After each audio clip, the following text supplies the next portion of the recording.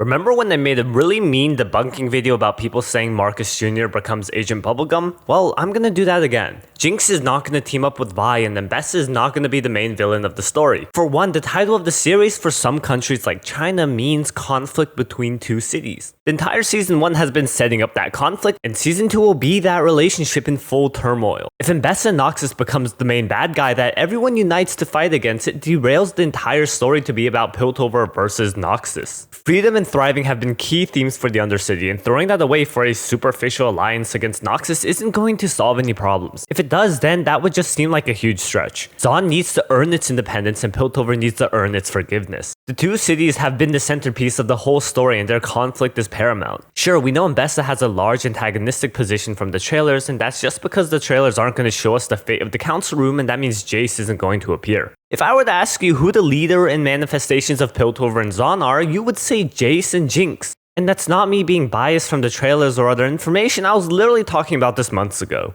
Jace will be the biggest villain and be on a similar wavelength to Ambessa as the one in charge of Piltover's militarism. I can see how people would assume Ambessa be slotted in as main villain, as her portrayal as an antagonist is pivotal for the storytelling exposition presented in the trailer. But don't conflate that inflated importance with any narrative significance, because the Arcane creators can't show Jace yet. But every story needs a conflict to be interesting, so the next best option is Ambessa. But sure, you don't believe me. What's a microcosm for the entire Arcane story? Act 1.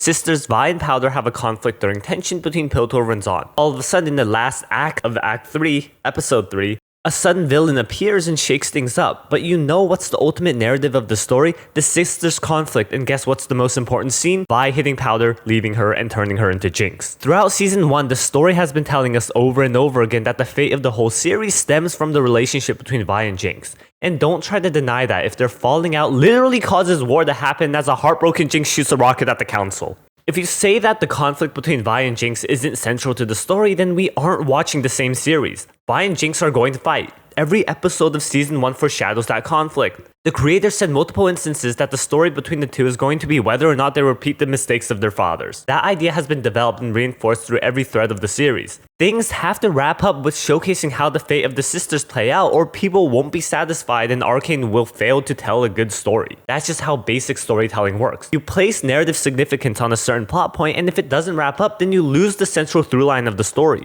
Yes, I'm saying Arcane Season 2 will be bad if the main focus isn't Vi versus Jinx, but I know Arcane is good, so they will wrap that up. Okay, let's say they are doing that plot thread. That doesn't mean Vi and Jinx can't team up against Ambessa and then fight each other after the fight. Using Act 1 as an example, Powder and Vi worked together to defeat Silco, kinda, and then had their conflict afterwards. Well, that's because the two sisters were always together until they split apart at the end.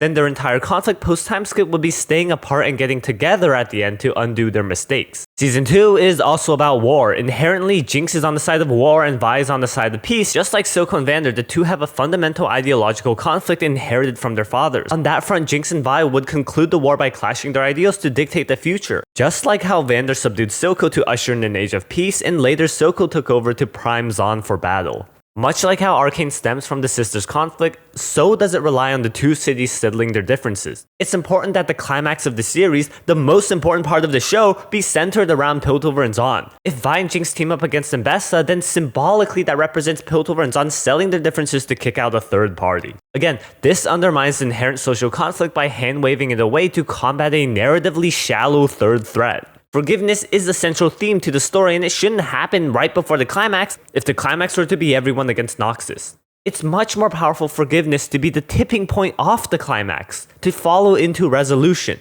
I think the role of Echo and the Firelights play a huge role in swaying public sentiment. We get hints that Firelights are working with the main forces of Zaun, but also concrete evidence that the Firelights work with Piltover's forces against Noxus.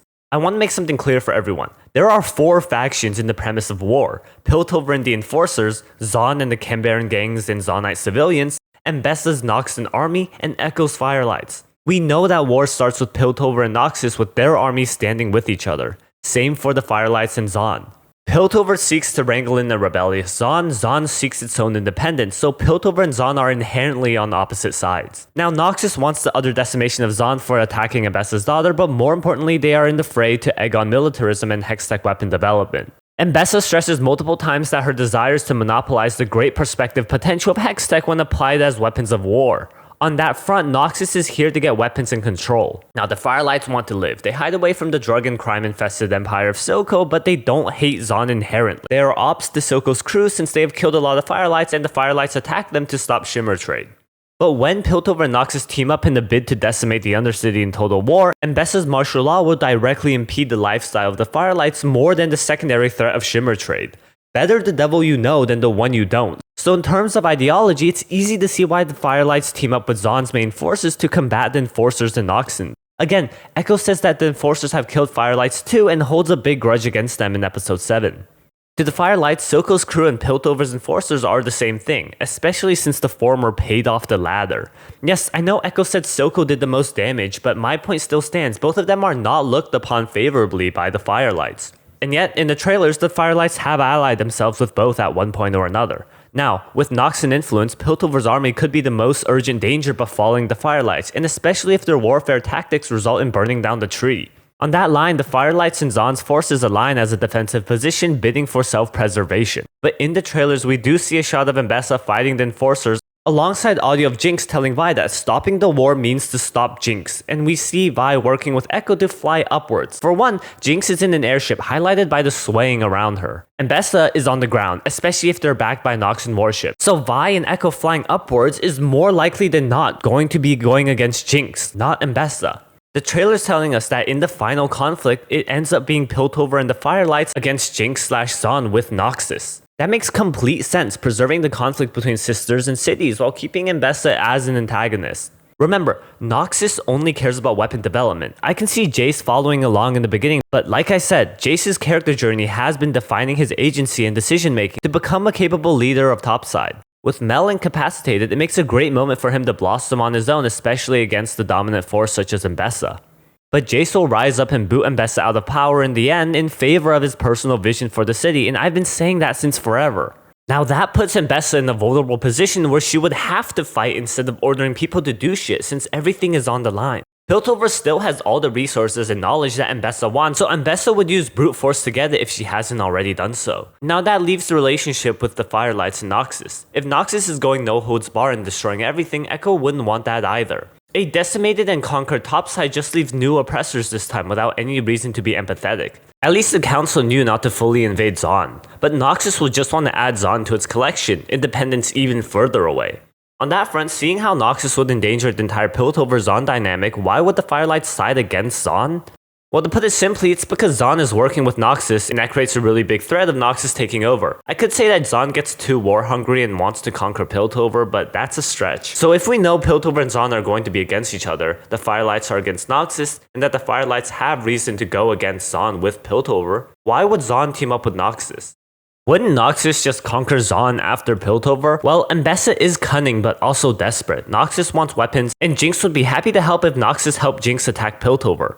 Ousted from Piltover, Ambessa could ally herself with Jinx for the both of them to feast on Piltover. But if Jinx maybe killed her daughter, wouldn't Ambessa not want to ally with Jinx? Well, Jinx has a bigger maybe on killing Caitlyn's mother, so Piltover would definitely not want to ally with Zon against Noxus in that case. If you're arguing about killing loved ones, then Zon allying with Piltover is much more unreasonable than with Noxus. But I don't think Mel is dead, because Ambessa doesn't seem as pissed off as if Mel were to die, so this works out fine. Even if she attacked her daughter, weapons are more important. Revenge is only secondary to defending herself from Ambessa's Noxon enemy. Also in League lore, Noxus gets Singe's gas weapons, so a Noxon-Zon alliance is not impossible. Ambessa might strike a deal with Jinx and could even have intent to betray Zon later down the line, just like what she was doing with Piltover. And we know Piltover isn't in Ambessa's interest, as she stated her ultimate desire is to bring Mel back to Noxus at her side. She could give less of a shit if Piltover were to fall. So, Noxus has apt reason to team up with Zon against Piltover. And if the Firelights see Zon dealing with Noxus and going off the deep end, the Firelights would have to step in to prevent anything disastrous from happening. So, Noxus teams up with Zon and supplies Jinx to do an air raid against Vi and Echo, while Ambessa's fleet preoccupies Piltover's main forces like Jace on the ground. Overall, Jinx and Vi are not going to buddy up alongside Echo as they do in Avengers Endgame against Ambessa, since the complex conflict presented between the switching of sides with the Firelights and Noxus would be an even greater setup to close out the series while maintaining the premier conflicts of Arcane and aligning with character motivation. People also mention Jinx's Firelight war paint, but the Firelights don't have a monopoly on war paint, and it's in Jinx's character to decorate herself for the final conflict. Oh well, that's the video. Hope you guys enjoyed. Next video will be about magic, maybe. See you guys in the next one. Bye.